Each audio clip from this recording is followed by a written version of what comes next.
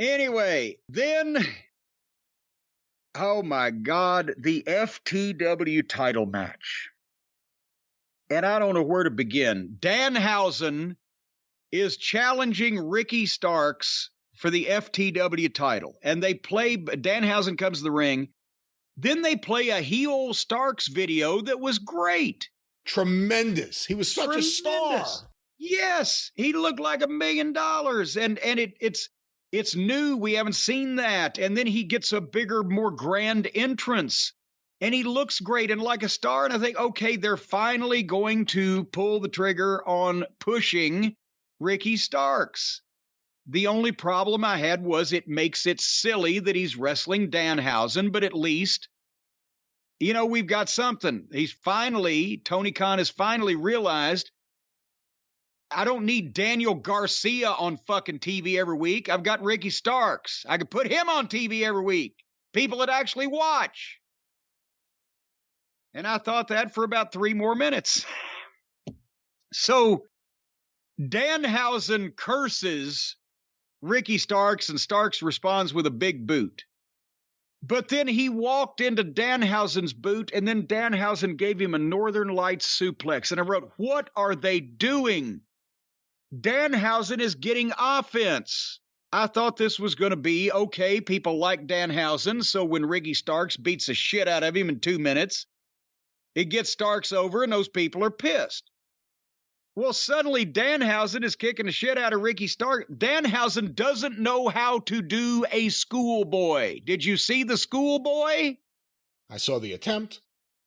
The fuck? And he got a 2 count on Starks with that. And finally, Starks comes up, hits a spear, boom, 1, 2, 3. And I wrote, what the fuck is this? It started out so good. Here comes Starks. They've got the video, the music, the entrance. And he's selling for Danhausen. And then he gets the microphone and does the promo again like last week. I've got more gas in the tank. I want another challenger. The only difference in last week was this time when he said that they paused 10 or 15 seconds before playing the music. They're listening because at least, I want another, send somebody out here, and nobody comes at it. Come on. You make the heel. You force him to go, come on. It looks like it's impromptu and unplanned. Somebody has to have the guts to come out here, and then you play some music and somebody comes out. It's just a little thing. But however, having said that, the music plays and here comes Hook. Now let's recap this, Brian. Stop me if I misstate anything. Taz is the leader of Team Taz, right? And on commentary here, yes. And on commentary here. Ricky Starks is a member and has been of Team Taz since the inception of Team Taz. Probably the best member of Team Taz. Yes, Ricky Starks also has the FTW title belt, which was introduced in AEW by Taz because it's Taz's belt from ECW that he started and did the whole thing, and we talked about the FTW title belt. So Ricky Starks, the FTW champion, Taz's belt that Taz brought into AEW to give to a member of Team Taz, and goddamn, now the member of Team Taz that is the FTW champion that holds Taz's belt is being challenged by Taz's son, and Taz not only doesn't know that it was going to happen, but has no explanation for why it might be happening. They actually even said, well, we don't know why this might be happening. And then Hook gets in and takes over on Ricky Starks and suplexes him. And then Starks takes over and suplexes Hook. And their shit is better than the fucking shit with Danhausen, and certainly better wrestling than we got with Moxley and Who's-he, what's-he at the start of the program. But I wrote in capital letters, who are they pushing? Who's the heel? Who's the babyface? Who's getting the push? Why is this happening? Why are they fighting? And then Starks hits a spear and goes for his finish, and Hook reverses it and gets a choke on him. and Starks taps out. The son of Starks' manager and coach that started the FTW title beats a member of Team Taz for the FTW title, and Taz has no explanation for why any of this is going on. And I wrote, what the fuck is happening?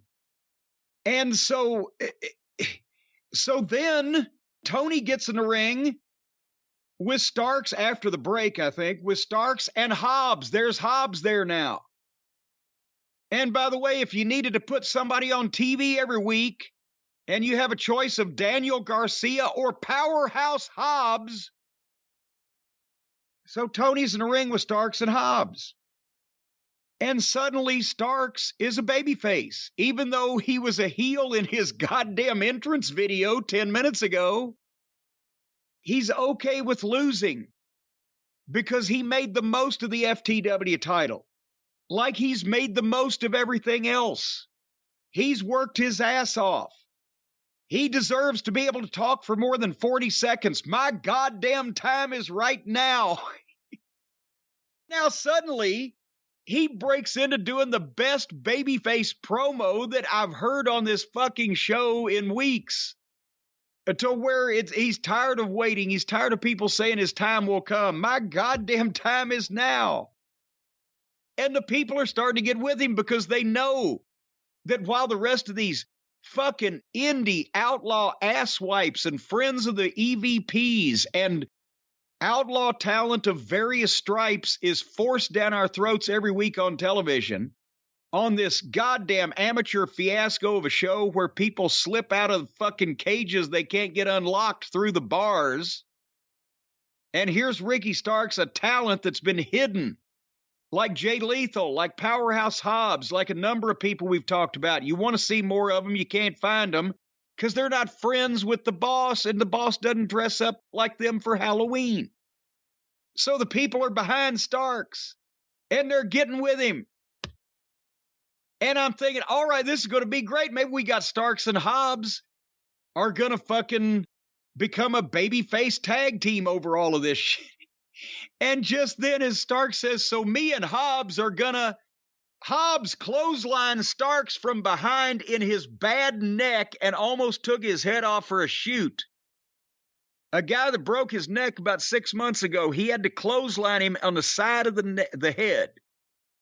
And now Taz is surprised again, just because it's his team and all of his handpicked members. He has no idea why they're beating each other. And his family, his son, he's completely clueless as to why they're beating each other up in front of him. And Hobbs hits Sparks. Hobbs hits Starks with a spine buster and stands over him. So now Hook is the FTW champion. Starks is a babyface. But his program apparently is going to be with Hobbs, his partner who just stabbed him in the back, for reasons that their own manager and coach has no idea of. That's my explanation for what I saw, Brian. Did I miss something? No, you got it all, but let's focus on some positives here. Ricky Starks, we've been saying it for a while, and if it wasn't for all of the awful booking in this one segment, I think we would say, wow, this was his coming out party. He really showed everyone what he has here tonight. In a package, on the mic, in the ring, the reaction from the crowd. Instead, it was just a puzzling series of events. That why would anyone think this was the best way to go? I'm totally against Ricky Starks being a babyface right now. Him and Hobbs have been heels that haven't been used. I've been waiting for them to get a run to do something, either together or just as two singles who are friends. Now we're going to have to watch them feud against each other. That's not really what I want. And then who gets over? Whose side will Taz take? Well, besides that, Starks needs a push. Starks has not had one. Starks has been on the periphery of everybody else's shit and stop and start and disappears and comes back and whatever. And Hobbs has never gotten a chance to get started. I can't remember the last time he wrestled on television. He's never had a match, my God, 2 weeks in a row. Well, that would just be insane. But it's been months since we've seen him wrestle, hadn't it? And he's usually in multiple man situations. So now you've got two guys, whether they're baby faces or heels, and both guys have been both.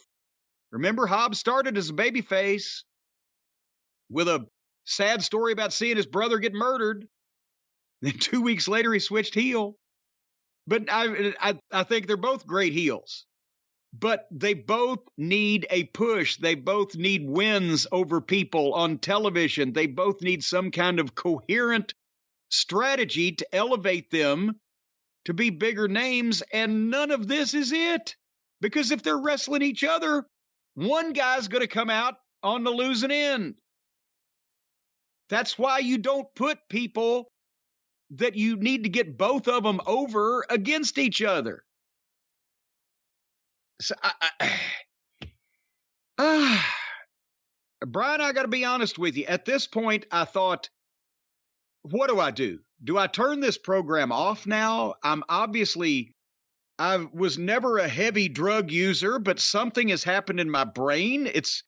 I'm not connecting with this. I'm not understanding what's going on. It has to be me. It can't be that the programming is inexplicable. That's what I thought at first. But then you know what I did? I called somebody. And they told me, no, it's not you. The programming is inexplicable. I just needed somebody to talk to because you got to take care of your brain and your mind. For most people, it's the only one you're going to have. And when you're watching stuff like this that's just visually off-putting and mentally stressful, you got to talk to somebody to make sure that it's not you. It's indeed the wacky situation that you've been observing. And that's what the folks at BetterHelp can do. They can talk to you. They can perk up your brain. They can make you realize, hey, you're not in this all alone. We feel the same way. That's what you got to do. How we care for our minds and ourselves affects how we experience life, how everything that we do goes. So, supporting a healthy brain, you can take power naps. We know about good night's sleep, but you can also learn a new language. You can learn to speak to the natives in AEW in their own particular, peculiar language and their strange customs and habits.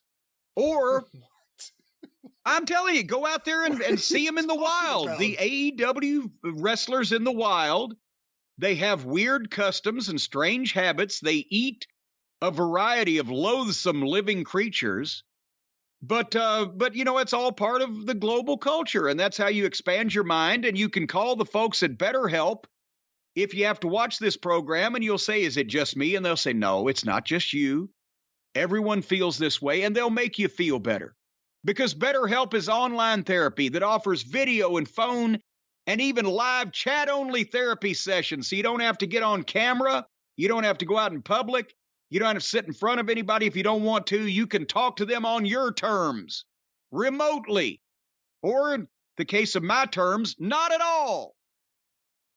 I find it's easier if I don't talk to people. But a lot of people need to talk to somebody. And if you do, BetterHelp is there. It's more affordable than in-person therapy. You can be matched up with a therapist in under 48 hours. And these folks aren't just, you know, local yokels from the Kmart. They're licensed professional therapists. They know what they're doing. They can take you apart and put you back together again. And right now, folks, at BetterHelp, that's HELP, BetterHelp.com/JCE, our listeners, the good people, get 10% off their first month's services. That's BetterHelp.com/JCE, 10% off your first month's services. And you actually schedule your phone calls or video chats for Thursday morning. That way, you watch this show on Wednesday night. You make notes on what you didn't understand, and you have a therapy session on Thursday morning and they can straighten you right out. Then they'll tell you flat out that Tony Khan's the one that's screwy. It's not you. What if they're going to be especially busy on a Thursday? If you tell everyone to call up on a Thursday. Well, no, because most people don't watch AEW. No, they don't.